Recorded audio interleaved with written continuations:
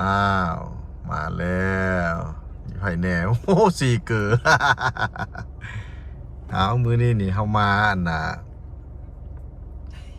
เขามาอันเว้าเรื่องตุลีกับแฟนตุลีนี่ผู้รักผู้ใหญ่ของแฟนตุลีไปก็จะหู้จังไหนจะจีเอากันจังไหนหนนะก็เลยเอินมาลมตุลีกับส่วนเราใจดีกับน้องน้ำฝนมานี่เด้สวัสดีแม่โอเคสบายดีคือมันยิ้มแย้มแจ่มใสแท้มือนี้ฮะมากับน้องน้ำฝนนี่เด้เก่าเหมือนเดิมแล้วเฮ็ดจูเจ้าไปหับมันไอ้ผิงวะหรือเพิ่นยืนถ่ายมันเป็นเรื่องบังเอิญวะเว้านี่ทุกคนบ่อยากเชื่อนะมันเป็นเรื่องบังเอิญเรื่องบังเอิญฮะยืนถ่ายรูปหน้าถึงทุกประเทศเรียกแล้วตุลี่ขี่รถไก่ตุลี่อันนี้คือผู้ตุลี่ทรงผู้ผิดขนาตุลี่โมเมนต์พวกไปเบิ้งแล้วแมนไอ้ผิดป้าเหลือเชื่อจูไอโซกันอยู่ว่ามันว่าจูเจ้าไปหับเวียงจันทน์มันบอกกว้างๆแล้วมันโมเมนต์แล้วทางเจ้ามาทางนั้นอีกแล้วเจ้ามันต้องมาหน้าดงโดกบออันน่ะต้องลองดงโดกมาแล้วจะคือมันนัดไปหับหมอสันดอกเรายืนถ่ายรูปอันนี้โบเห็นตุลี่คุ้นๆโบได้นัดกับหมอไปหาวะบุญวาสนาไปหับหมอแตกกะลีเว้ยโซกับน้องน้ำฝนโยมันเป็นไปได้จังได๋หมอกำลังเห็ดเวียกห้วยหมอปิงด้วยนะโอ้สูข้าสีได้มาดันมานำกันเด้งานนี้บัดนี้อันไปบัดนี้เข้าไปเว้าทางไหนผู้รักผู้ใหญ่อยากเห็นนั่นไอ้ตุลีนั่นน่ะ โอ้เงินซานแถวนี้ก็จะเป็นงามมึงแม่พ่อพี่น้องเมื่อเบิ่งเฮือนหลังนี้ดีงามบ่ทางกับทางเบตงเดี๋ยวนี้ไปใส่อยู่นครหลวงเวียงจันทน์นี่มีแต่เบตงจบเลยนะที่ท่านได้เทเบตงละนี่งามเข้าไปเบิ่งดู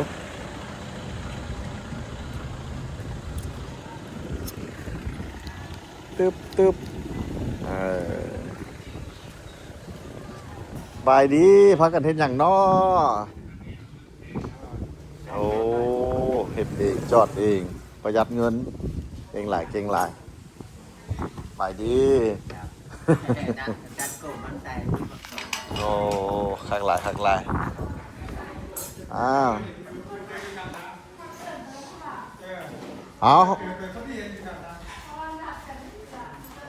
เขาว่ามันเป็นเรื่องบังเอิญมันพี่เลือกพี่โลแท้มิสเตอร์แซบสบายดีเจ้าสบายดีอยู่บ่สบายดีสบายดีอ๋อบ่ได้นัดกันว่ะพี่มันบุญวาสนาเจ้าสิได้มาว่ะตาบุญเป็นเชิงกำลังเห็นเมียผู้ที่ออกงานเลยมันบุญวาสนาสิได้มาผู้ที่ถือต้นวันนั้นสิเลิกงานด้วยนะบุญวาสนาสิได้มาเจอกันอยู่ลาวแม่กะลีนะบอกว่าเจอกันอยู่หันซะเจอกันอยู่ลาวแม่นเป็นเรื่องที่เหลือเสือมาถ่ายรูปนั่นมึงไหมบุญวาสนาสิได้พอดีมาทั่วเห็นแล้วเจ้าเห็นอีกคันเจ้าบูเห็นนี่ก็เป็นขี้ไก่เลยอันนี้โมเห็นเขาแล้วตุลี่คือมูแท้คือเอาผิงเนาะแล้วขี่รถโค้งไปเพิ่มคือแล้วแมนอีลี่ธรรมดาเราเห็ดอยู่ในคุณได้หนอกอยากหันวันนี้ออกมาข้างนอกแทงทางออกมาตัดผมหรือมาจังใดพอผมได้ตัดแล้วได้เนี่ยทำไมมือมือก็จะว่าสิมาโอ้แล้วเขาล้มกันบักโดนแล้วอันไม่โอ้สบายดีอันนี้มันไผ่นอเป็นเงินเอื้อยแม่เพิ่นโอ้สบายดี เป็นเจ้าของเงินนี่หว่าโอ้ยิ้มโอ้ยิ้ม สาวสบายดีนอนตักอย่างนี้มาป้วน นี่ละคนดีๆนะยิ้มเหมือนเจ้าเนี่ยกับคนมีบุญเนี่ยตายิ้มตาหวานคนนั้นก็ยิ้มตลอดเขานั่งอยู่นอกกับย่างไปเอิ้นเฮาเมื่อกี้ลมโทรศัพท์ก็เพิ่นอยู่โอ้ยนี่ละคนดีๆอ้าวนี่มากินข้าวกันเนาะกินข้าวสามัคคียิ้มเหมือนเดิมมีคนบุญแล้วเนี่ยคนใจดี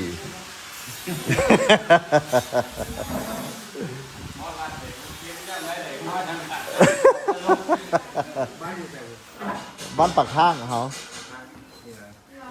เลยปากข้างดงนาโซกเธออัน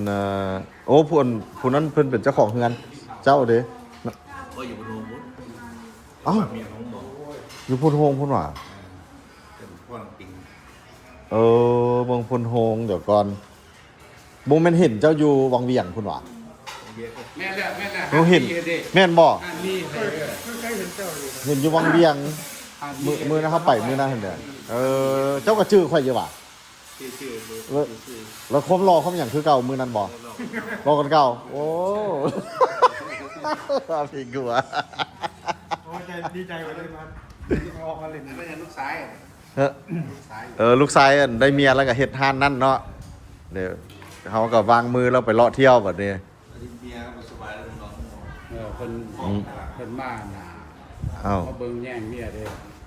เพราะเมีย เนี่ยเป็นเนี่ย มันเป็นแคนเซอร์นะไข้หลังขนาด ขั้นเท่าไหร่โอ้เป็นคือตูเห็นตู้พ่อเราบอกตู้พ่อเสียเมื่อวานเนี่ย โตตุน ตู้นั้นเป็นมะเร็งคือกันโอ้ แค่หลังเขาบอกว่าเนี่ยแล้วก็ได้ทำคือกวดเขาก็ไปแข่งมันมุกตับแต่มันมุกตับ กวดโบอิลีโบเห็นนะต้องไปกวดเฉพาะมันโดยเฉพาะจังเห็นมะเร็งนะ ใครไปยังมันเลยมักแค่หลังทุกคน โบแมนมะเร็งว่ะโอ้กับว่าจังสันเนี่ย แล้วบัดนี้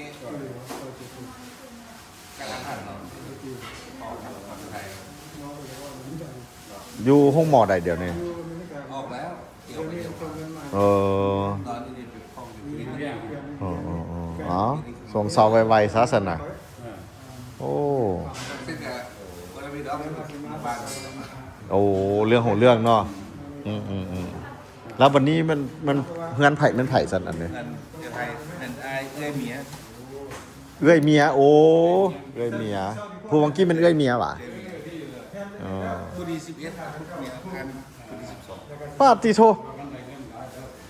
ดกเนาะพันดก เจ้าได้ลูกจากคน ลูก4-5 ค4-5 คนน ดีไซน์ 6 คนคือกัน บออ้าว4 ชายนี่2 6พันดกเนาะพันดกลูกเป็นครอบเป็นครัวหมดแล้วเนาะ ทั้งสองคนมีการ เอากำมามีของอภิงมาจังไหนดีใจเมียก่อนเมื่อกี้ จะออกมาก่อนวันที่29 เพราะว่าอภิงนี่ออกพักเดือนหนึงพักเวียกแต่2 มื้อเป็นมื้อวันศิลใหญ่จังได้พักว่าซั่น เพราะแต่ว่าย่ำเพิ่นเลิกงานเพิ่นจะออกไปใช้ก็ได้แต่เพิ่นบ่มีรถจักร เราบ่มีแข้งมีขา อันนี้ยิ่งว่าโชคดีที่ว่าเฮาขี่รถกายไปเลยผู้ดีเห็นหันคือขึ้นชื่อว่าอะไรมีบุญวาสนาต่อกัน ได้มาบุญวาสนาสิมาอยู่น้ำกันอยู่ลาวน้ำกันว่าซั่นซะ แม่มาได้ อยู่เฮา อยู่พุ่นก็ทุกข์ยากทั้งการอยู่พุ่น มาเล่าก็จังซี่แล้วนี่ขี่รถจักรบ่ได้ตั้งใจมากก็มาเจอ มาเจอกันเมียงก็ อ่า กินน้ำกันอยู่เฮา กินน้ำกันแม่ นี่มีชื่อตุลีชื่อตำบักหุ่งก็อันนี้หมากับปิ้งปลานี่น่ะ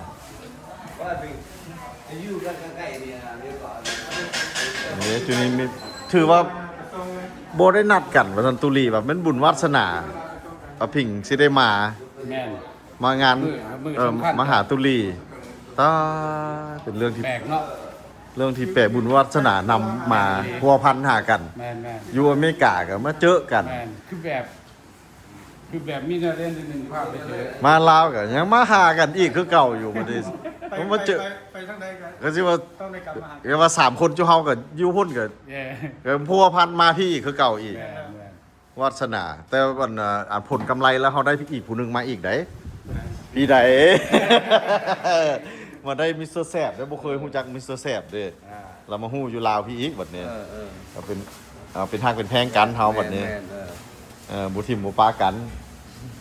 เพื่อนบ่ได้ได้เลย อ้าวห่างเครื่องออนจอนมาล่ะ ว้ายเครื่องเอาไว้บ้านเพิ่น กับเมื่อแล้วก็ มื้อแรกนี่แหละครับ รถเจ้าได้เฮ็ดจังได เอาขึ้นหลังคาเลยแหล้ว มันสบายเนาะยุงนี่ถ้าสบาย สวรรค์เลยเอาขึ้นหลังคาเลยโลดว่าฮอดบ่ได้ขี่เข้าไปบ้านเลยโลด โอ้ ยังบ่ได้โทรกันมาว่าสิมื้อเช้าหามื้อเช้า โอ้โอเค แล้วกับสิไปเบิ่งก่อนเนาะสภาพเป็นจังไดแล้วจะกลับมาใหม่ แม่น กลับมาหาเงินพี่แหล้วเงินค่ำมันอยู่ในอยู่พี่ได้เงินค่ อยู่เวียงไปเนาะ ำเงินค่ำอยู่ในเมือง สวรรค์อันนี้สวรรค์บ้านใหญ่โรงใหญ่ครับ อ๋อนี่เขาบ่เคยไปก็เลยบ่ฮู้จักเว้า สวรรค์มันก็ใหญ่แน่นอนสวรรค์เนี่ยแก่งกองแถวเนาะ แต่ว่าค่อยเบิ่งข้อมูลอยู่ในคอมเพิ่นว่าอันประชากรหลายกว่าเวียงจันทน์ว่ามันแม่นแท้สวรรค์ใหญ่ก่อนอันประชากรหลายกว่าอยู่เวียงจันทน์ว่าซั่นสวรรค์มันแม่นแท้ว่าข้อมูลนี่ประชากรได้เว้านี่น่ะประชากรอยู่สวรรค์เขตหลายกว่าเวียงจันทน์ว่าซั่นแต่ ต่างจากที่เวียงมีของเรากันหลาย มื้อหน้ามีบุญวาสนาได้ไปลิ้น มันเป็นแคปโดเนาะมันเป็นเมืองใหญ่ประเทศลาวเนาะ คนที่สอง เอา FC เฮาฮู้กันตอบให้ฟังหน่อยเด้อว่าแม่นแท้บ่ข้อมูลนี่เพิ่นว่าสวรรค์เขตนี่ประชากรหลายกว่าเวียงจันทน์ว่าซั่นโอ้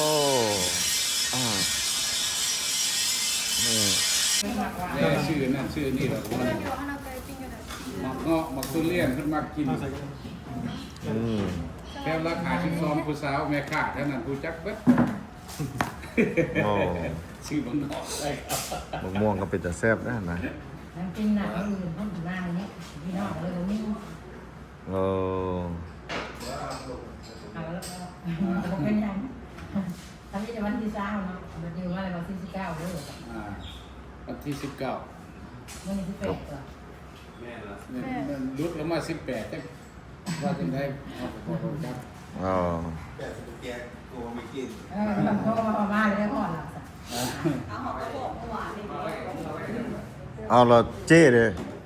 เจ๊ไปวัดเจ๊ไปขอพรเพิ่นว่า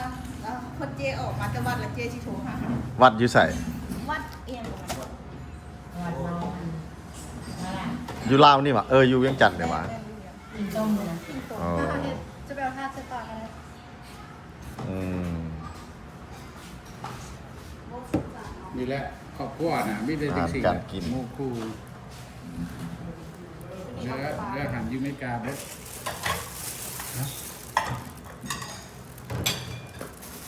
พิงกันยังได้มาน้ำหมูไว้เฮ็ดการอยู่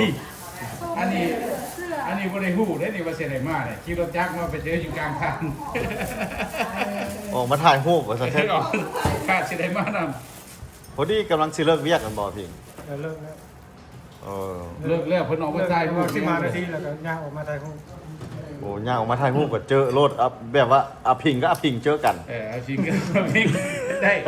อาพิงก็ย้อนอาพิงนี่โอ้คันอาพิงนี่บ่มาบ่ได้เพราะว่าได้อาพิงนี่ย้อนอาพิงนี่ ต้องอธิบายได้เรื่องเป็นอะไรโอ้ย เอาซื้อคือกันซื้อพิง โอ้จดบ่ว่าโทรผิด โทรผิดส่งรูปผิดไปให้คนผิ โท ด ษพี่ส่งหูพี่ เอาเรื่องค่อยเฮาเว้าซื้อแม่นแท้สมอดเนี่ย แม่นแท้ จะซื้อผิดอยู่ Facebook หว่า เพิ่นก็ซื้อพิงคือกัน Facebook หว่า แม่นแหละอยู่ Facebook อัน แม่นเบิดตอนเฮาไปวัดหั่นน่ะ ตอนเฮาไปปล่อยนกกันน่ะเฮาถ่ายรูปกันบ่แล้วรูปที่เฮาถ่ายเอาส่งไปให้หมอพิงส่งให้เรานี่วันนี้ส่งผิดคนไปถึงผู้นี้ โอ้ ก็เลยรู้จักกันเลย แล้วมื้อนี้ก็มาสองพิงมาอยู่นํกัน สองพิงแปลกเนาะแปลกอีหลีเลย เอ้ามันเรื่องแท้วะนี่ เรื่องแท้เลยเนี่ย บ่ส่งรูปไปให้พิษส่ง ให้ผิดคน ให้อภิงนี่แล้วไปเจออภิงนั่น แล้วผู้บัดนี้ผู้ข่าวว่าส่งคนผิดเลยลึกอ่ะนะแต่เพิ่นโทรมาหาว่าเป็นหยังส่งรูปมาเป็นหยังจังลึก โอ้ เลยก็เลยรู้จักกันเลย เรื่องของเรื่อง เรื่องราวเป็นอันนั้น แต่อันนี้เป็นความจริง จริง การมันสิ เรื่ ได้ องไร การสิได้เป็นนักนั่น เรื่องไร ไปมาสิมาได้กัน จะได้กันแล้วขอ ตาย้อน Facebook จะขอบใจหมออันมากเลยนี่มากซักเกอร์เบิร์ดเอามาขอบใจหมอพิงว่ะ เข้าใจผู้ดี เอ้า นะ มื้อนี้มันมื้อสำคัญหมอนี่บ่มาก็เป็นไปบ่ได้ แต่หมอนี่ผัดบ่ได้นัดผัดได้มาอีก บ่ได้กัน อ้าวบาด ได้ผู้ดีก็ย้อนผู้ดีอีกแปลกก็ลีได้ เออต้อง แปลกก็ลี ตุลี่คืออันนั้นเนาะคืออันจะส่งหูให้ผิดนะคือผิดนะแล้วต้องเสื้อสีเขียวอันนี้บนเสื้อขี้โคกกลับไปไม่เห็นอันนี้ แม่นอีหลี อ้าว ก็ผู้ดีเลิกการมอเจาะอีกเนาะ แปลกก็ลีผู้ดีถึงเวลาเลยนะเพราะว่าผู้ดีกำลังสิออกงาน โอ้มันหมุนวาสนาสิได้มาหากัน ดึงมาพัวพันกันได้ ตัวนี้นี่เครื่องบ่เสื้อก็เป็นตัว ขนาดอันนี้อยู่สวรรค์มาไกลๆก็ยังมาพุ่นน่ะเป็นบ่ เครื่องบ่เสื้อก็เป็น เปิดก็เลยได้ไปเอาอันน่ะหีบออกจากรถไปไว้แล้วให้บ้านเพิ่นเอาเพิ่นมานำเลย โอ้ สอนกันมาอีกเนาะ โอ้คันมาตะโพนโฮงในทางมันบ่ควรไปทางนั่นนะ จังว่าเนาะ ไปหยังประตูใส่พุ่นฉะนั้นมันต้องลองมาพี่เนาะธรรมดา ลองหน้า ไปหาบ่เราเด้ เนี่ย มันดึงไปทางนั้น โอ้คอยละขึ้นว่าจูเจ้าไปฮับกัน บ่เลย นั่น บ่ได้วางแผนเอาเก่าเพิ่นสำนัก โอ้ยอันนี้ความจริง สิมาพี่แล้วนี่น่ะขับไปทางนั้น เจือกไปหยังพุ่น เห สัน ตุการณ์นั้นที่หันบาท โอ้มันอย่างมีลมคมในมันแมนแท้บ่เรื่องนี้ แต่แล้วขึ้นน้ำผู้ทรงโลเคชั่น นั่งเลย โอเค แบบเขาโกเขาตีแล้วเขาแต่เราพูดโอขี้เขาเป็นผู้เห็นเรายืนเราไม่ได้มาแล้วนี่คือ เอาจากกระเบื้องนี่แต่มานี่นะแต่มานี่นะ สองผัวเมียนี่ถือตำรวจผู้โอเวอร์คอยบ่ได้ถือเด้เดือนละพัน พันหยัง 1,000 บาท เดือนละ1,000 บาท ห้องใหญ่อยู่ สองห้องนอนสองห้องนอนมีห้องน้ำบ่ อยู่ไส อยู่ซอย มันก็ถือมันอยู่เขตนอกเด้ แต่มันสำคัญมันสิหาเงินได้บ่เจ้าสิหาเงินได้บ่อยู่พุ่นมันสิมีความหมายหยังซั่นน่ะมันสำคัญมันอันนี้นี่พี่ โอ้ยอย่างไรเขามีหมูอยู่นะอย่างไรมีหมูอยู่ โอ้ยอยู่ฟรีก็มีคันว่าแนวนั้น แต่มันบ่ได้เงินบ่บ่ได้ใช้ บอนนาน้องอันน่ะน้องไอ้ซักให้ถึงเนาะ600,000นึงเนาะเดือนนึงเนาะแม่นบ่ น้องไอ้ อันนั้นก็แม่นเบิดตอน600,000กีบ 600,000 ตอนนั้น500,000เขาขึ้น6เดือนนี้ ที่เอาที่เหรอ อยู่ คีมทางเลยอันนั้น เข้มข้างคือกันคนเที่ยวตลอด ค่าขาย แม่600,000 โอที่ แล้วอันเดอพิงอันอันหมอแกะก็ได้เวียกเฮ็ดอยู่อันแปลงรถนั่นเด้เขาเจ้าอยากได้คนอยู่เด้กันว่าเจ้าสนใจ จะบอกดิ เออ จะบอกดิ มีแล้ว จะสนใจอยู่ กินกระทันหัน ถวยนั้นมีใครอยู่ว่าถวยนะจริง วันนี้เคยเจอกันแล้วอยู่วังเวียงวันนี้ไปห้านเพิ่นเด้เพิ่นมีห้านบักใหญ่ห้าน สร้างขึ้นนั่นใคร ห้านอาหารบักใหญ่อยู่พุ่น บ่วงเป็นนี่ ตัวนี้ละแม่นอันนี้มันภรรยาเพิ่นเนาะนางเอก เป็นน้องสาว อันนี้เป็นเอ้ยน้องกัน แม่ โอ้หักสุด ผู้ที่11ผู้ที่ หัก 21กับ22 หักสุดเลย บ่สบายอยู่กันได้เดือนนึงเลย โอ้อันละผู้นี้เป็นเจ้าภาพ แม่ เจ้าของเฮือนนี่ ดีสุดย่างมันอยู่นี่ อันนั้นพระเอกว่ะสบายดี นี่แต่คนนิสัยดีเห็นบ่ยิ้มแย้มแจ่มใสผู้นี้ย่างไปเอิ้นเฮาอยู่นอกพุ่นน่ะเฮาบัดคาลมโทรศัพท์ จะไปซื้อหมวกขับแขกเมื่อมาก็เพิ่มมาบ่อย โอ้ยอ้าว บ่วงบ่วงใส่ถึงมันเพิ่นมันเพิ่นนี่คู่เพิ่นคู่บ่เชิญเลยเชิญเลย ไปแล้วตัก ระบบบ่วงนี่ระบบ เพิ่นว่ากินก่อนแล้วจึงว่ากันเนาะ เจ้าเด้ มีแล้วอันนี้ทำไมมันเหลือง โอ้ของแซ่บของมากเลยนี่นะมีเขาต้องมีข้าวจีน้ำตัวนี้นะแต่ว่า โอ้คุณจักดี โอเคเอาเขาก็มีแต่แนวเป็นแต่แซ่บ แปลกเลยอันนี้นะ โอ้ของแซ่บแล้วน้องน้ำฝนบุแปลกอันนั้นแซ่บ ของแปลกไม่เคยเห็น โอ้ว่าแปลกสมอง เคยกินแต่บอกที่ป่าฮะแต่อันนี้ โบ มันเคยเห็นตรง นี่อันนี้กินตลอดโบได้แปลกจะแบกเจ้าโอ้ แล้วพอ แซ่บ เคยเห็นแบบเคยเห็นออกคลิปป่าแบบ ไปห้ามจีนแล้วได้กินนี่รสนี่นะตัวนี้ แม่น ออกคลิ เห็ ป น ป่า แล้ว ไปยืดสีเหลืองมา บ่ห้ามจีนกับไปดองกันได้กินรสนี่นะไปหอดองพระธนาคารได้ ไป กิน ฮอดดองแล้วมีรถ แม่น อันนี้คือ อันนี้คือกันนี่ไงงานดองพวกนั้นนี่น่ะห่วยครับ ทีมนุ่นแซ่บคือหอมตับไปแล้ว ตำหูเหรอ เดี๋ยวเธอซื้อคงกินก็คือซื้อคงกินอยู่ดองนี่ได้มากินมื้อนี้อันนี้คงกินไปอยู่ดอง อันนี้คงกินอยู่ดอง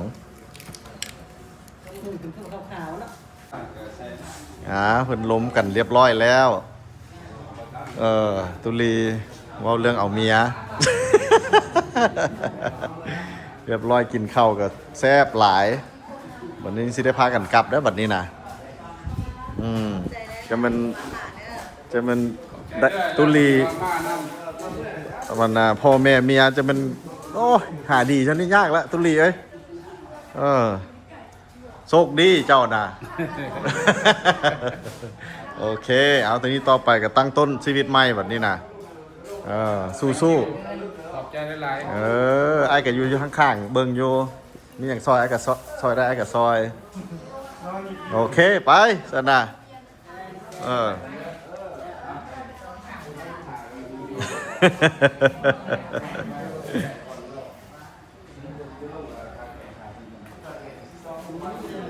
ได้เลย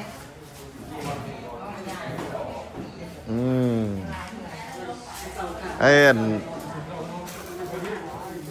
อ้แซ่บนี่ก็สิกลับสวรรค์เขตมื้อนี้เลยว่าซั่น แม่แม่ สิ ดีดี กลับ แห้ง กลับจักโมงก่อน ขึ้นรถ8 โมงแรก 8 โมงแรง ออกถึง4 โมงเช้าร ถจักร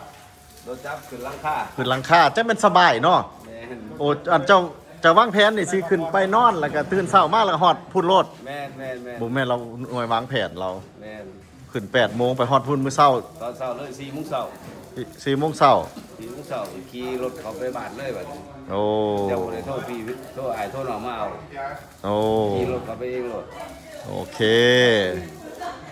บัดนี้อันไอ้แซ่บนี่สิได้เครื่องเจ้าวังกี้นี่ไปปาไปเฮือนอภิงเนาะ แม่นแม่น สิได้พากันกลับไปเอา แม่เพราะว่าสอบมันมานำเด้ อืม แต่ถ้าเพิ่นก็บ่ได้มานำแล้วเนาะ บอกอย่าลงไป โอเคสนะอ้าวนี่แซ่บก็สิกลับแล้วเราหวังว่าเราสิกลับมาหาเฮาก ลับมาอีกดอก กลับมาไว้เนาะกลับมาซอกเวียกซอกอันนั้น แม่น ให้ให้ไอ้พิงนี่ซอกเวียกซอย แม่น ถาม เวียกไอ้พิง วันจันทร์นี่จะติดต่อกัน โอ้เฮ็ดอันจนจอดท่านน่ะ แม่นจอดเสื่อมเล็กแม่น เอารถอันเจ้าเสื่อมเป็นสมอง เสื่อมเป็นแล้วก็15 ปีไป ว้าวประสบการณ์แห่งบักหลายแล้วคันว่า15 ปี ว้าว เงินไป13 ล้านทีมโตเท่าไหร่ โอ้โถเอา 3 ล้าน แต่ว่าก็ที่ทำให้เราไว้ๆหั่นนะเพราะคันมันวางปุ๊บผู้อื่นเอาปรับเด้เนี่ยตุลีก็สิพากันกลับราคา12พุ่นนี่นะ2คนนี่เด้แซ่บก็สิเดินทางเลยลงใต้ แปลว่า2ไอ้น้องนี่สิได้แยกกันอยู่นี่ได้นี่นะแยกกันมื้อนี้แล้วมื้อหน้าเขาเจอกันใหม่ ข้าวแม่นแหละช่วงข้าวเพิ่นจะสีครับไปบ้านเพิ่นก่อนเด้ เออ เพิ่นไปบ่ได้บ่เฮิงดอกเดี๋ยวเพิ่นก็บ้าขึ้น พอมานี่ก็บึดเดียวหนึง2 เดือนแล้วเนาะ แม่นแป๊บเดียวนึง แป๊บเดียวหนึง แล้วเฮาวันนี้เฮาบ่มีผู้ด่าซอย เราจะคันสิแยกเลยเดี๋ยวก่อนสิขี้โหกันไปเลยวะไปเฮือนอาพิงหรือว่าสิแยกกันอยู่นี่เลย ไปส่งอันนี้ก่อน ฮะ ไปส่งไปส่งมัน เอา แต่ว่าเฮาบ่ฮู้ได้บ่อนใดมีแต่สิขี่รถน้ำกลไปอ่ะ แล้วคนไหนอีก เอาอันคิ้วรถใส่ใต้นี่ เส้นนี้กะตีเอา คิ้วรถใส่ใต้ใส่มันก็ออกรถแหละ ใส่แล้วขี่ซื่อเลยขี่เส้นตะกุนใส่นะ โอ้ยเจ้าตีอย่าพิมพ์เข้าไปรถ ดูได้ตีไหม งั้นบ่เป็นละมันนี่ไอ้สิเฮ็ดให้เบิ่ง เอาบ่คนจอดนะคนขอดมันตีบ่ขึ้น อันให้อันน้องน้ำฝนพิมพ์ให้เบิ่งไว้ยุคนี้มันยุคพิลึกนะ พิมพ์ไปแล้วเข้าไปตามนั่นเลย มานี่ก็งมทางมาได้นี่เฮาบ่ลึงมาพี่เฮา วันนี้นำก้นไอ้แซ่บวันนี้น่ะ เอาเริ่มน้ำกลเฮาไว้เที่ยวไปดิ แม่เขาขอนำก้นไอ้แซ่บเลย อืม คันจะเจอสิกับ เอา จะมาเส้นนี้แล้วแบบเฮ้ยมาเส้นนี้ ได้เหรอวะ แล้วขวบไปเลยเป็นที่นี่ไก่ตลาดลาว ไก่ตลาดเรา โอ้ตลาดเราบอกใหญ่ ตลาดพิงเก้าพิงเก้า กระดาษได้ออสซี่ โมเมนต์ใดตลาดลาวละล่า ตลาดโอฟี่ตลาดลาวโอฟี่และพิงเก้าเพิ่น โอ้ 3 โมงเช้าหิวถุงผักซอยเขา โอ้เรื่องมันยาวเด้วยนี่เมาเนี่ยนี่อ่า ไม่เท่านะ ไปเลยเหรอเนี่ย วันนี้สิได้ขอลาแล้ววันนี้นะครับก่อนเด้อขอบใจหลายมีแต่คนใจบุญ ตุลีโชคดีไปน้องพิงครับไปแล้วอ้าวติดจักรบ่ได้บัดนี้นะตุลีโอ้โอ้ไปบัดนี้นะเอ้าอันนั้นก็โชคดีไงทางปลอดภัย แกรับขอบใจหลาย